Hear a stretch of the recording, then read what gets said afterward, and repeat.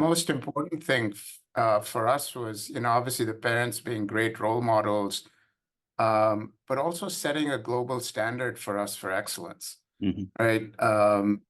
We all knew where some of the world's best centers of learning were. We all were told that nothing would stop us.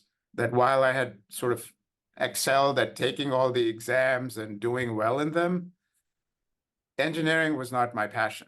And there's this saying, you know what your passion is, just watch what you do when nobody's looking. Thankfully, Mhm. after that, Yale came through and a couple of other places, I think it was Brown and Cornell came through as well. And, for all of us, we needed a scholarship to be able to attend. Yale had the most generous financial package. And so I actually went to India with BCG. So I had graduated from Harvard Business School Mhm. and had come back and started working for them. And I remember going to the BCG people and saying, hey, why don't we open up an office in India? And raised my hand and said, I'll do it. What are the ingredients of success in your mind, in your opinion? And do you think credentials helped in that success? Because you did go to premier institutions. A light bulb went off where I could utilize my logical and critical thinking, my experience in helping grow businesses at BCG, understanding how to make money through the capital markets and the Goldman learning, and invest in the application of technology, which I was very interested in. Overall, technology is a force for good. Mhm. Yes, it creates bad actors, but overall, from fire to generative AI, and it's usually a force for good and progress. Right. What is your definition of success and happiness? How would you articulate that to your kids? Hi, viewers. My name is Upesh Jain. Greetings from the San Francisco Bay Area. I'm the host of the Exec Talk channel, a forum I started to talk to CEOs, executives, and other luminaries about their journeys and distill their experiences and learnings for our viewers' benefit. Today, I have the pleasure of talking with a smart, intelligent, and highly accomplished individual from the East Coast, Vikrant Raina, CEO and managing partner at BV Investment Partners in Boston. He has over 30 years of experience in investment banking, strategic consulting, and principal investment in India, Hong Kong, and the US. Besides his superlative credentials, his significant accomplishments, Vikrant is a very good human being, so we are very fortunate to have the opportunity to talk to him today. Vikrant joined this firm in 1999 and is now focused on the firm's investment strategy, risk management, and LP relations activities. Previously, he was an executive director in the communications, media, and technology group at Goldman Sachs, Asia from 1997 to 1999. From 1992 to 1997, he held various roles at the Boston Consulting Group. He earned his BS in computer science from Yale University in 1990 and an MBA in 1994 from the Harvard Graduate School of Business Administration, where he was a Baker Scholar. Besides work, Vikrant has been a passionate supporter of Pratham since the Boston chapter's inception.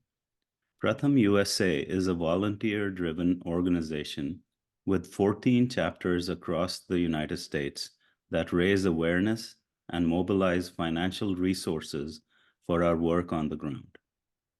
An avid reader and traveler, he had also started a blog a few years ago called chatsonthecharles.com, on which he discussed a variety of important issues and ideas that affected our world. A little known fact is that he and I went to the same high school many moons ago and spent some of our formative years together. It is my pleasure to welcome Vikrant on my channel. Hi, Upesh. Great to see you and looking forward to talking to you and your subscribers. Thank you. So, Vikrant, Tell me about your early years, your role models and influences. You'll know a lot of this because, as you mentioned, we grew up together on the university campus of Punjab University in Chandigarh. And, as you reflect back, God, 50 odd years later, it was an amazing cocooned existence, right? We grew up on a campus surrounded by really some of the best intellectuals and academics that we had seen. It was a very tight-knit community. People took care of each other. We all were pushed to excel. And I think for me, as I reflect back, one of the most important aspects was even though we were living in Chandigarh, most of the people around us had either studied abroad or taught abroad and traveled abroad. And so at that time in the early 70s, they brought a global perspective to India, which was very rare in most parts of India. People had either studied in the UK or the US or were traveling for seminars or giving speeches. And so from a very early age, we were getting influences that were above and beyond the influences that most people got. And it was just, in the grand scheme of things, very helpful for us as we studied, as we got through our academics in Chandigarh and beyond. So I remember a lot of visiting professors and dance troupes and all sorts of different people coming in all over the world. I remember close friendships with you and a lot of other people. I remember, to really focus on intellectual academic learning. Um, that was the most important part for all of us in our value system, and was somewhat different when you sort of left the university campus and sort of went into the broader world. And I think, again, really laid some great foundations for many of us to sort of move on and do well in our lives. Mhm. That's right. That included our own parents who had degrees from abroad or had visiting professorships or the like. In a true sense, I mean, we thought globally but acted locally, right? And uh, it was a great childhood, I would say. So Yeah, that, and I think the yeah. most important thing for us was, obviously the parents being great role models, but also setting a global standard for us for excellence, Mhm. right? We all knew where some of the world's best centers of learning were. We all were told that nothing would stop us if we did the hard work and kept going and really put the effort in. And that sort of level of knowing where the top level is and knowing what the global standards are is just so helpful in the grand scheme of things to just even have that framework of knowing what you're trying to strive towards. And that was probably unique amongst many places, and certainly Punjab University was excellent at that. Mhm. Well said. Yeah. So, then we went through grade school and, high school. So, what mattered to you at that time, if you recollect? How did that shape you into what you are today? I guess your previous answer answered that partially, but what mattered to you at that time at a personal level? I was like any other young boy growing up in Chandigarh in India in the 70s, right? We went to a single sex boys' school. It was a Catholic school. And the sense of discipline on some days was great, and some days you rebelled against it. But those values were being instilled in us from a very, very early age. I think, as you know, I had a little bit of a rebel streak even then, so I always get into trouble with my shirt untucked or my pants not pressed or Mhm. arguing with the teacher. And I think I used to be held, I felt at least, to a higher standard because my mother taught in the school. So not Mhm. only would I get into trouble with my teacher, and then very quickly that information would get home and would be even more trouble. But that at an early age taught me how to, just push the boundaries a little bit. I remember loving cricket like any child in the 70s. I think if you remember, we were fortunate enough to have Kapil Dev come and play Mm-hmm. at the Punjab University grounds when he was just making his way into the Indian Test team, and then eventually to become the captain and win the World Cup. I Mm-hmm. actually remember when we went to DAV college after 10th grade, Mm-hmm. I fancied myself as a really good cricketer and thought I would go and try out for the DAV college cricket team. And I remember in the practice nets, I had Chetan Sharma bowled to me. Mm-hmm. And I think he bowled 2 balls. And then the coach said next. So it was very clear at that time that I had to really go back to the Short-lived books, and dream. Yeah. my cricketing dreams were, at least playing cricketing dreams were coming to an abrupt end. I just remember it being a very innocent time. And I think that, as you know, changed in the 80s for us and obviously for the country, but it was just a wonderful, great childhood, lots of good memories, and really have fond memories of that time. Mm-hmm. So, like any young boy, you had so many aspirations, sports being one of them. But at the same time, one is aware of the inner self and what kind of skills and core competencies they possess. So, what do you think were the skills that you picked up at that time? And what do you think was your core competency that kind of sprung you forward from that time? Yeah, it's interesting. So my father taught English literature, and so I grew up steeped in novels and plays and poetry and cinema and movies. Mm-hmm. And the zeitgeist of the time, if you allow me to use that word, Mm-hmm. was engineering and medicine. And so I think for me, it was a little bit of, again, that whole sort of rebellious, kind of unplanned streak that I wanted to try mathematics and engineering. And fortunately, I was somewhat good at it, because there was not going to be a lot of academic support at home in those subjects anyway. Mm-hmm. But I think as I reflect back, the most important thing, which was a sort of streak that ran across all these various disciplines, and in some sense, I didn't really appreciate it at that time, was logical, critical thinking. Mm-hmm. And I think, as I went forward in life, I certainly decided that just a pure engineering degree would be limiting for myself, and have over the years become just an avid fan and a believer in a liberal arts education. And so to me, that core critical thinking skill was what was apparent in the way my father analyzed novels, or your father analyzed chemistry, or somebody else's father analyzed mathematics. And I think that was learned in that time frame. And I think that has been probably the foundation of everything that I do to this day, sort of logical, rational thinking. Well, that streak did pay off, and you were admitted to IIT Delhi and actually spent a couple of years there.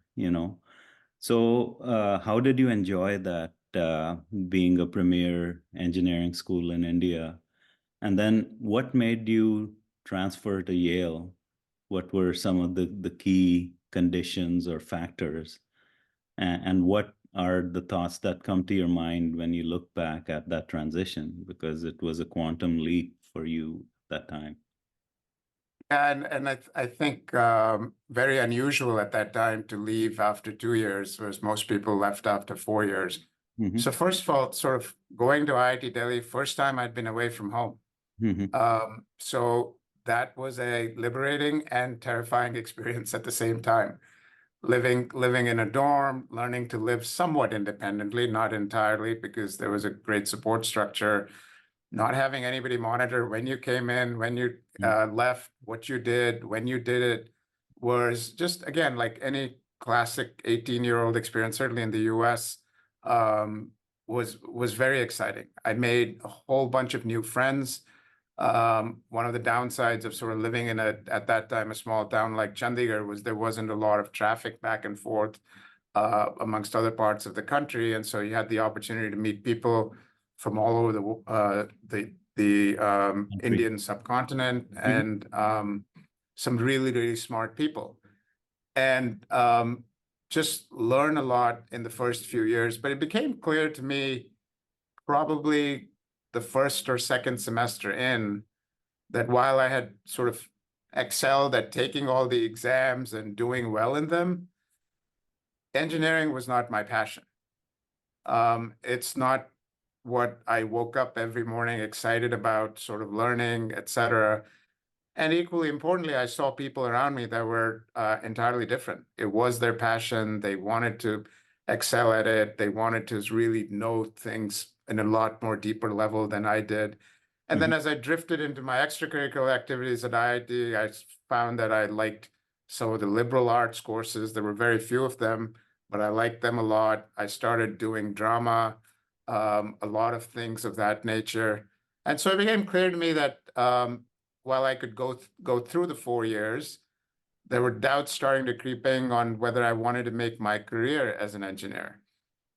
And then I think the theme that I've sort of mentioned a little bit through my life, it's been a series of random events with not some grand plan. I think 3 or 4 of us got drunk one night in our second years at the local canteen. And my tolerance for liquor was never great, and certainly Indian malt whiskey. And we were lamenting the fact that there were 270 boys and 5 girls in our class. And we all decided that we were going to just go and apply and for a transfer out of IIT. The other 3 sobered up, and I went and put my life savings for the SAT and the ACT tests the next morning, and didn't have the courage to call my dad back because I was getting the National Talent Scholarship to say that I'd just blown all that money on the application fees for these tests. So I decided to go through with that. Again, to the point I made earlier, my father had been at Princeton as a Fulbright scholar in the 70s. So the aspiration always was that after 4 years, you would leave to the US and go to a top institution. So I said, might as well try these 2 years. My grades are still pretty good. They were starting to head on a downward trajectory, just given what I mentioned, my passion, and applied to 4 universities. My sister, who was in the US at that time, paid for the admission fees because I didn't really have the money to pay for the admissions fees. And I was convinced I was going to get into Princeton, obviously because of my father and so on. And I remember getting my first envelope in that summer. And as you know, that was from experience here, that was a very thin envelope, and it was from Princeton. And you knew what it said without opening up the letter.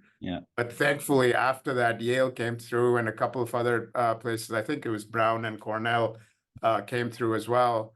And for all of us, we needed a scholarship to be able to attend. Yale had the most generous financial package, and I was really excited to sort of continue my studies and broaden my studies beyond engineering by going to Yale. Although you somewhat progressed on the engineering theme, you went to do computer science and economics, I believe. So you did. It was interesting when you show up in the US without having taken any of the liberal arts courses and having done 2 years of college, at least at that time, I had pretty much finished most of my credits for the computer science degree and had none of my credits for liberal arts. So I sort of did a reverse thing in that the last 2 years of my college work, I studied, Greek and Greek history and logic and economics and so on, and fell in love with sort of economics or the understanding of business and capitalism and macro and microeconomics. And so I was fortunate to be able to do a lot of economic courses as well as graduate in computer science. And the good thing about Yale at that time was that you could do in computer science, you could get a degree without doing a lot of engineering courses. And that was what I didn't enjoy. I enjoyed math and logic and Boolean algebra and all those things. What I didn't enjoy was trying to make circuits work. And I think I'm 0 for 10 in all the circuits I've designed, they all blow up somewhere between 5 seconds and 15 seconds after putting them on. Right. Yeah. Well, you did well in your career, no doubt about that. What are the ingredients of success in your mind, in your opinion? And do you think credentials helped in that success? Because you did go to premier institutions, but fast forward 30 plus years, uh, you know, did your credentials help, or the real world takes over? Yeah, no, I think that's a great question. I think the first ingredient of success really is got nothing to do with us, and it's got to do with our parents and when we were born. Mm-hmm. I mean, it really is that random in my view. Mm-hmm. We graduated in 1989 Mm-hmm. from Yale, and that was the year the Berlin Wall came down. I still remember it was within weeks of me starting my job, and just unleashed 25, 30 years of globalization. It was also when the PC revolution took off. I mean, the PC had been around for a while, but Microsoft and if you remember in those days, Novell and Borland and all those Lotus and all those companies were taking off. So just being at the right place at the right time in your career with forces that are significantly larger than anything an individual can do, Mm-hmm. that's sort of, you cannot fight those things if they're against you. And it's great that they were for us at that time. At a personal level, also, if you recall 1989, US is not as open. There are not as many people from the South Asian subcontinent as there are now. I remember my Yale class had maybe 5 people from India. Mm-hmm. That number is probably 100 right now. And so you really didn't know too many people, especially if you're trying to get into business. Business was still about, and even software technology businesses were still about, connections and social capital. Mm-hmm. And so I think there, having the degrees opened doors for you. You Mm-hmm. got to meet people who were alumni that you would have never met if if there wasn't any other reason other than you were at an alumni event or they came to campus and so on. Mm-hmm. So I think there the credentials helped a lot. But eventually it comes down to the quality of your work. I think the US, relative to many other places in the world, is still probably the best meritocracy. Mm-hmm. And what that means is at the end of the day, if your work is good and your work stands on its own, by and large, you'll get credit for it. You may get credit a little earlier, a little later. Mm-hmm. And for me, making the transition from academia, which is what I had known my entire life, and in fact, not just academia, disdain for business and capitalism that sort of was prevalent in some of our circles, Mm-hmm. to make that transition to Boston Consulting Group, another major vista opened up for me. And I credit a lot of my success by the mentorship that BCG provided me, the fact that took a chance on me. There were very few engineers at that time at BCG. And then just the amazing sort of, foundations and skill sets and connections and projects and global experience that they imparted on me for, the years before and after business school. They sponsored me to business school and I came back to BCG. Mm-hmm. I think those were critical ingredients to just rationally thinking about business. And even to this day, when I invest in businesses, I talk to people and I say 70% of what I apply is from BCG and 30% of what I apply is from Goldman. Mm-hmm. Right. Yeah, I mean, sometimes we don't know what we don't know, right? And once we enter a domain, it opens our eyes and ears to a new world that's beautiful, right? And there's tremendous learning involved. So looks like BCG was that kind of, grazing ground for you. And um, Yeah, no, I mean, look, I owe a lot to many of the folks at BCG. Some of the people that I worked with Mm-hmm. are still my mentors. I still talk to them. Many of them are now affiliated with BV Investment Partners in advisory roles as well. Mm-hmm. And I'm at the stage now, just like you. My kids are now Mm-hmm. in college and getting ready to graduate. So Mm-hmm. I'm being very consistent with that same message with my children too, is if Right. you want to learn business, going into a management consulting firm for the first 2, 3, 4 years after graduation, or a direct job, line job in a business, Mm-hmm. are the two best learning experiences you will have if you want to get into that field. Absolutely. Okay. So Vikrant, you also did a stint in Asia, in Hong Kong and Mumbai. I believe that was with Goldman. So you had good things going for you here. What kind of egged you to take that step? You know, what was the motivation behind it? And, what did you learn from it? Again, if you haven't picked up, there's a restlessness that has always pervaded sort of my at least experience up until now. Yeah. And I don't quite know where that comes from. I'm sure someday someone will figure that out. Mm-hmm. So I actually went to India with BCG. So I had graduated from Harvard Business School Mm-hmm. and had come back and started working for them, and just literally got bored Mm-hmm. doing the stuff that I was doing in Boston. If you recall, this is the time Indian liberalization had just happened. Mm-hmm. The country was really at a very optimistic stage in its development. A lot of multinationals were going back in. There's just a huge, huge opportunity. And I remember going to the BCG people and saying, hey, why don't we open up an office in India? And raised my hand and said, I'll do it. Mm-hmm. Never really thought much more beyond that, other than I was, in my mid-20s. And if it didn't work, always had the confidence that I'd land on my feet somewhere. Mm-hmm. Unfortunately, surprised my wife, who had just married and had gotten a job in Boston, that we were relocating. Mm-hmm. But to her credit, she was a great sport, and still 30 years later, she doesn't lose any opportunity to remind me of that. So that was the motivation. Here's an exciting new frontier. We're Mm-hmm. early in our careers. Maybe at the back of my mind, I thought I would sort of go back to India permanently. I had some thoughts about entering politics in India. Those thoughts were very quickly vanished after I figured out what it really took. But so some of those things were the driving motivation with BCG. And so we went, a couple of us. I remember taking a flight from Singapore, Air India flight, with a suitcase Mm-hmm. and showing up at the Oberoi in Mumbai, and that was the BCG office.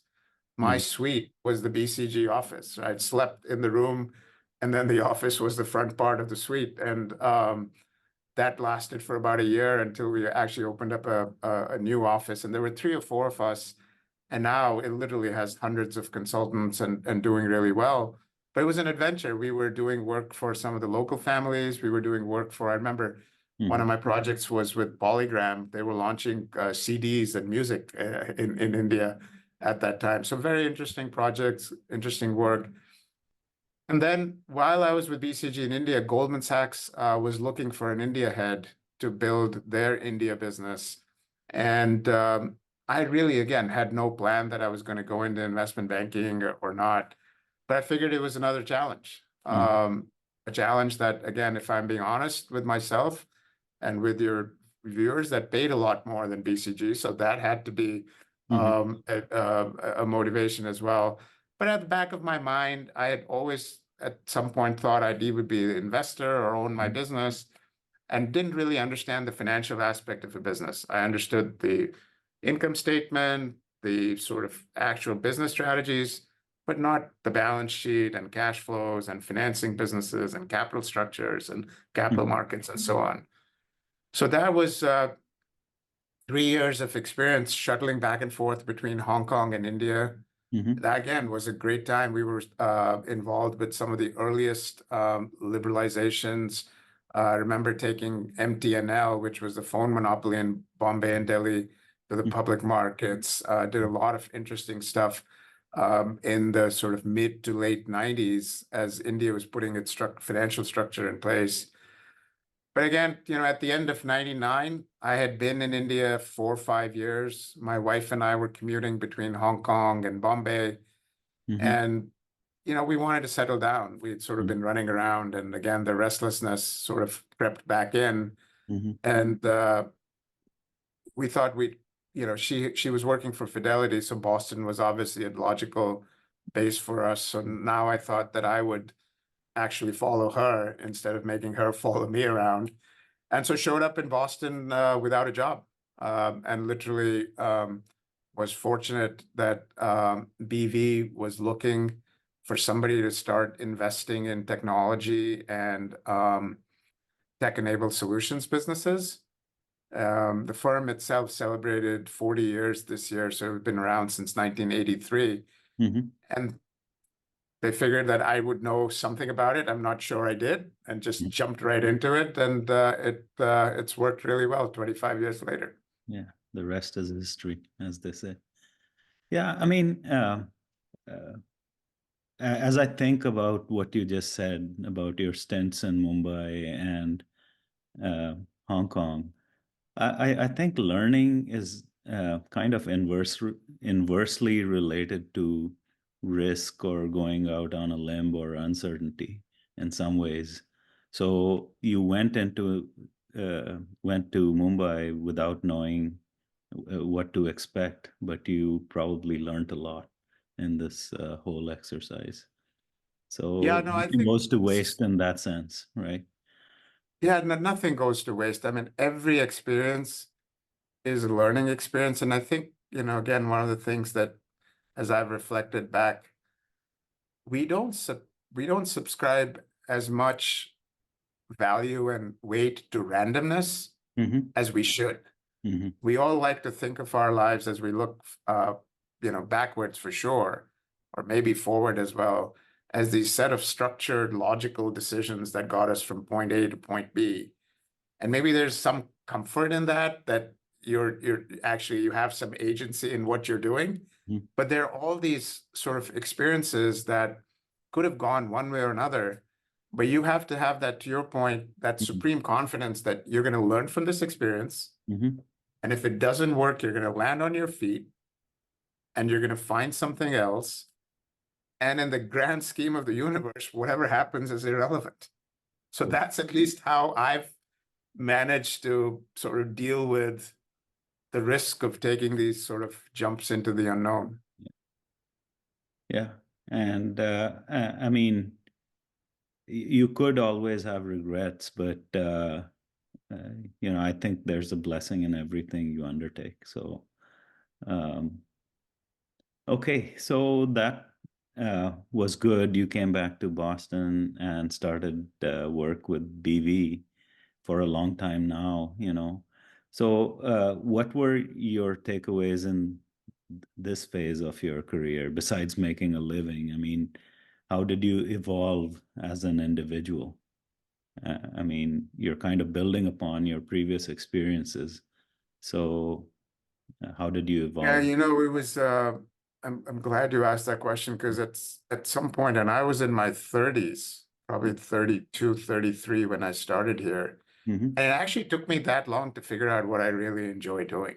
Mm-hmm. And so, I run across a lot of young people that are either interviewing with us or I'm talking to them, and they all tell me of this grand plan they've had to get into private equity. And again, right now, private equity is like the fashionable thing to do, or at least it was. And you sort of wonder how much of life's experiences are they missing out on because they've been so set on something so early in their careers. So to me, it really was a light bulb went off where I could utilize my logical and critical thinking, my experience in helping grow businesses at BCG, understanding how to make money through the capital markets and the Goldman learning, and invest in the application of technology, which I was very interested in. Not the actual development of technology, but how technology changes the world. Even going back to, if you think about the history of technology and the printing press and how it led to the Enlightenment and so on. So that was a passion of mine that brought together all the different threads woven into what I do at BV every day. And it became very clear to me that that was sort of certainly where I was going to spend my time when, and there's this saying, you know what your passion is, just watch what you do when nobody's looking. Mm-hmm. And to me, the best weekend is I can spend my time with a stack of books and just reading about them, or going over to the local Best Buy, or going over, in my case, I'm fortunate to have Harvard and MIT close by, to Mm-hmm. listen to a talk from somebody who's talking about some cool new Mm-hmm. thing that they're doing, either a professor or a student. Mm-hmm. And so to me, that has been a blessing for the last 25 years. Um, it happens to be a good living. I'm fortunate to be surrounded by some great colleagues that have worked with me over the last 2.5 decades to build a business.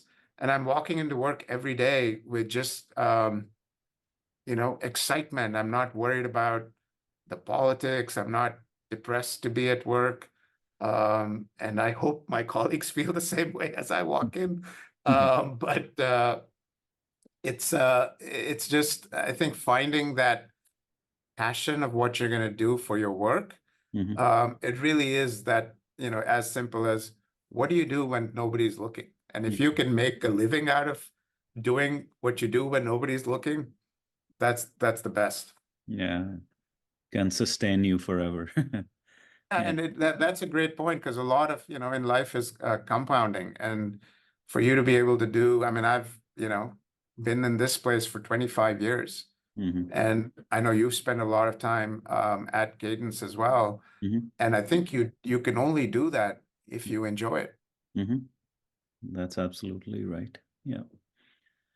So, as part of your work or job at BV, you are on the boards of several companies. So, what role do you play to help entrepreneurs besides providing them capital? Uh, what is that abstract stuff that, or the X factor that you bring uh, besides just providing them capital?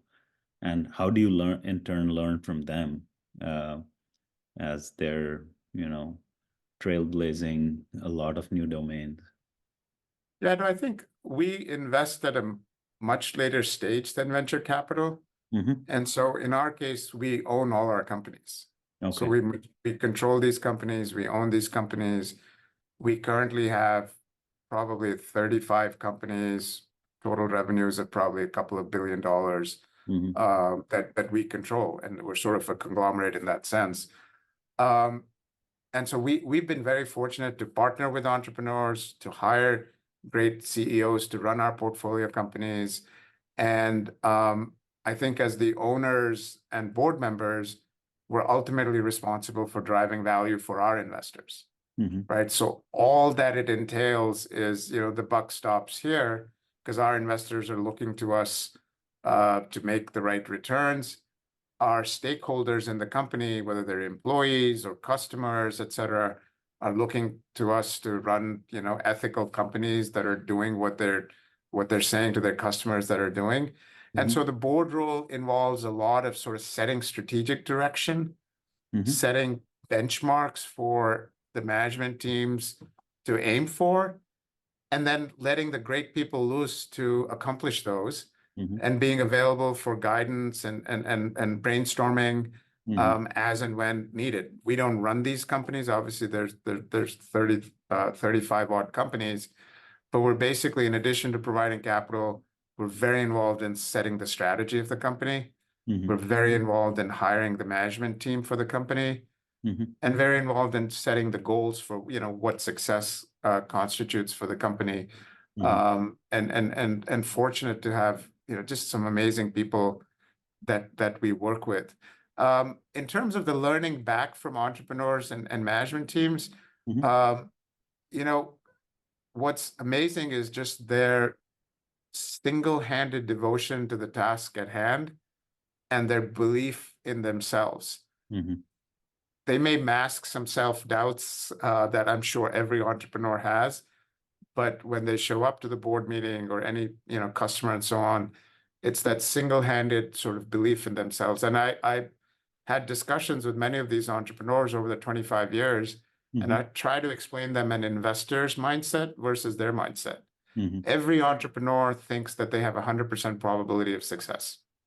They wouldn't do it otherwise. Our job as an investor is to know that the data suggests that that is not the case. And so I have to be the one thinking, or my partners have to be the one thinking about risk mitigation, and so on. And that, I think, is a very healthy tension in growing businesses responsibly and at appropriate scales. I think we're coming through a stage over the last 3-4 years, and you've seen it probably more closely than I have, where just the staggering amount of capital that was wasted on the dumbest ideas. And I think having that balance that we provide entrepreneurs, so we learn from them when sometimes we're too conservative or we didn't really think through that sort of futuristic view that they had. But many times, hopefully, we sort of teach them how to think about risk. Yeah, I think I get the picture. So you're setting the direction in which the ship is going and the market expansion and so on and so forth. As far as execution is concerned, you kind of rely on the team in place, and Absolutely. they're very passionate about doing that. So awesome. I mean, I was coming at this more from a Silicon Valley perspective, where more of a VC / startup mindset, right? But you clarified that by saying you invest in more late stage companies, right?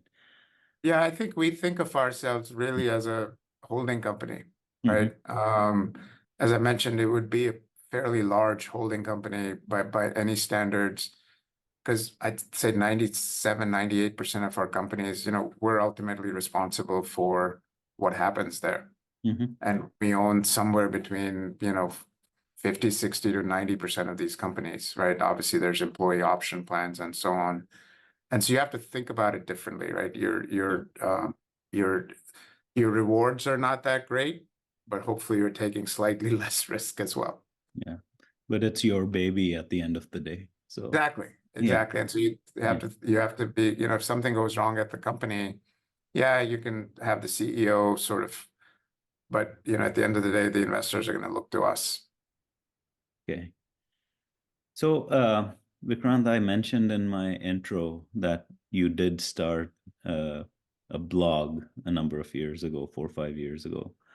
So on the personal side, what was the rationale behind starting your blog, and what did you learn? I mean, I just started this channel too, but I'll let you go first, and I want to see, what was your rationale behind starting that?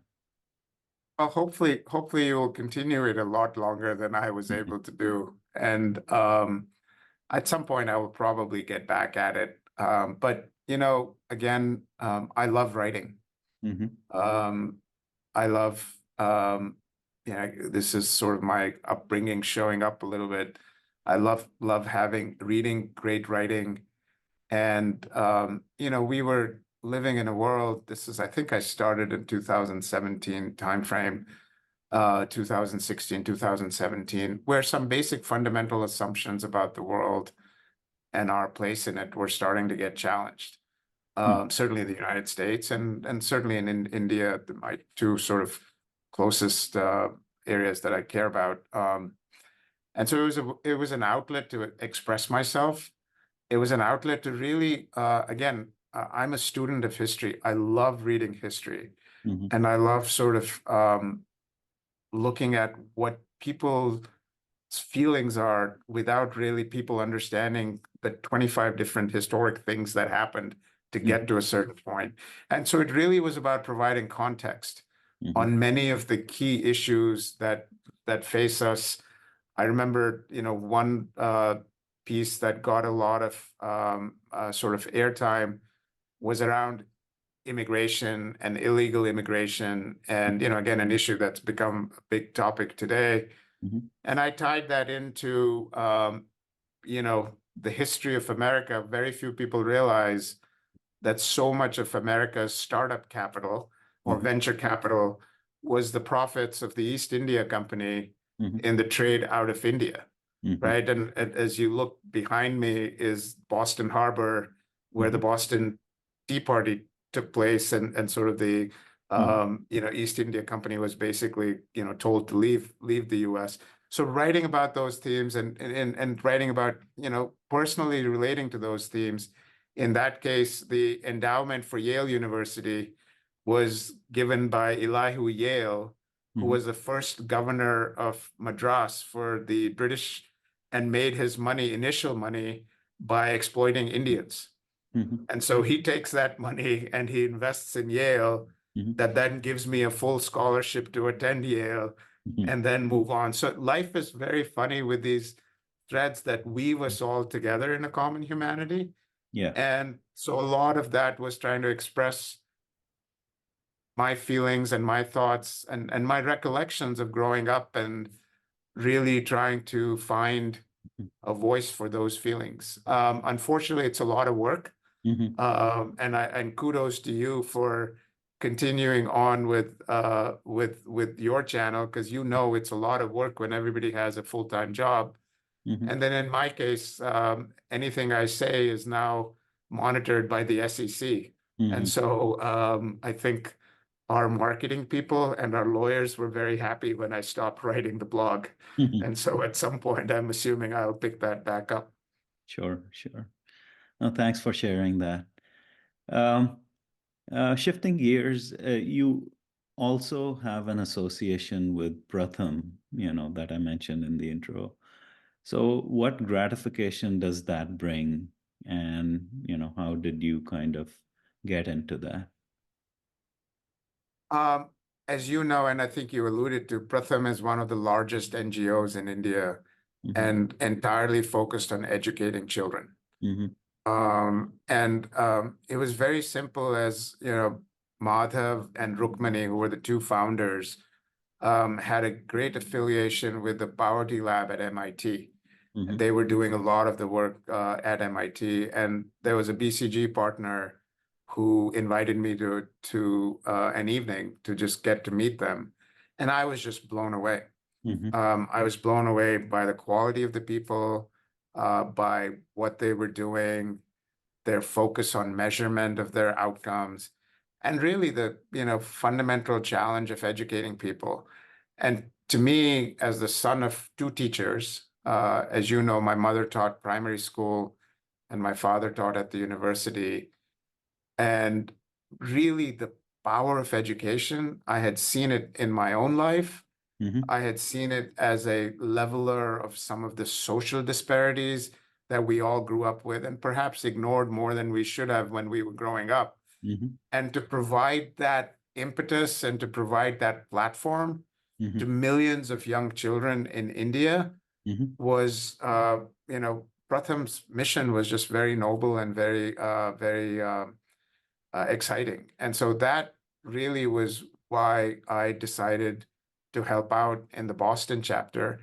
And if any of your viewers ever get to know Madhav or Rukmani, they're just very inspiring people. I think Madhav's now changed his role and Rukmani is the CEO. And the organization has grown dramatically. The Boston chapter has expanded dramatically. Actually, my wife was the president of the Boston chapter for a long time. She just stepped down this year.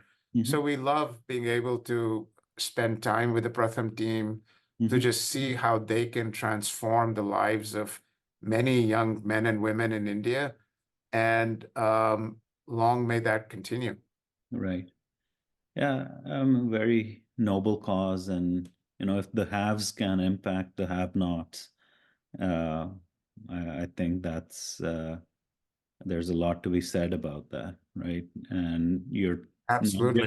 You're not just donating, you're transforming lives. So kudos to you and your wife for doing that. So, kind of an open-ended question. we're in, Always the dangerous uh, ones. we're kind of in the midst of the world changing with all these new artificial intelligence, this, that, geopolitical situations, etc. How do you see the world changing in the next 5 to 10 years? Just your perspective. Wow. That is an open-ended question. Yeah. I Uh, don't, just a uh, short answer. Yeah. yeah, I think, look, every time, every age, people think that that is the most important age and Mhm, amazing, transformative things are happening. This is the story of human history going back thousands of years. mhm, Um, Artificial intelligence is definitely a new technology mhm, that will transform the way we work. I think it's a little bit overrated and overhyped right now. And like all new technologies, it's probably overhyped in the short term and underhyped in the medium to long term. mhm, I think the geopolitics of this are also really, to some sense, impacted by technology. But we're living at perhaps an inflection point mhm, of the American role in the world sort of changing because Americans are not sure what kind of engagement they want with the world. Do they mhm, want to engage? Do they not want to engage? And so you have this whole rules-based order of the last 150 years that's changing. To me, I think I'm very optimistic mhm, because I think at the core of every human is a desire to be free and desire to be free to think and do and take care of your family. mhm, And I don't care what models emerge in China or Russia, those models will not win in the long term.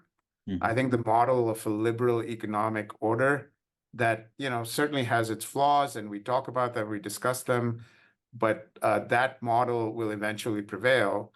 And, we'll go through these phases where, frankly, the West is not sure of how much it wants to engage with the rest of the world to change that model. The West also is coming to terms with, some of the legacies of how it got here. But I think I'm inspired by young people, and mhm, young people are excited about the future. I look at my children and other children around here. The world will continue to get better for them. Will it go in a straight line? Absolutely not. But that's part of their learning experience. You and I lived through the horrors of Kashmir and Operation Blue Star and those things in India. mhm. This generation will go through some tough times, hopefully not as bad as those. Mhm. But I'm very optimistic that technology will continue to make humans more productive and continue to drive their desire to be free and take care of their families. Absolutely. And the other way of looking at it is every generation builds upon what the previous generation has built. And during the course of time, certain transformations happen, including the Industrial Revolution, the discovery of fire and the wheel, what have you, right? Which make the world progress and perhaps a better place to live. Uh, I mean, you look now, again, yeah. this is not my field, but the people I talk to Mhm, think medicine and the treatment of diseases is mhm, about to get revolutionized with the creation of these proteins or discovery of these yeah. proteins through DeepMind and some of these other platforms. I mean, that's a positive, huge positive impact. You're about to be able to provide food for some of the billions of the world. Mhm, Will it all happen overnight? Will it happen in a straight line? Absolutely not. But I think, as we started talking earlier, to me, overall, technology is a force for good. mhm. Yes, it creates bad actors, but overall, from fire to generative AI, and it's usually a force for good and progress. Right. Uh, I like to view this as a sawtooth that goes up and to the right, right? So, uh, two steps forward, one step backwards, but all in the right direction. So, um, Really? that kind of brings me to my last question. I'd like to wrap up at this point. So, in the end, you've lived like a great career and life. What is your definition of success and happiness?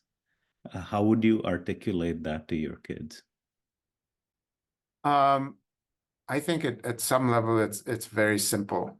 Um, I think at the end of the day, um, you look at what um, is most important to you, Mm-hmm. and everybody may have a different answer. To me, family, close friends, um, those are the most important things. Mm-hmm. And when I leave, I want them to feel like I was impactful in their lives.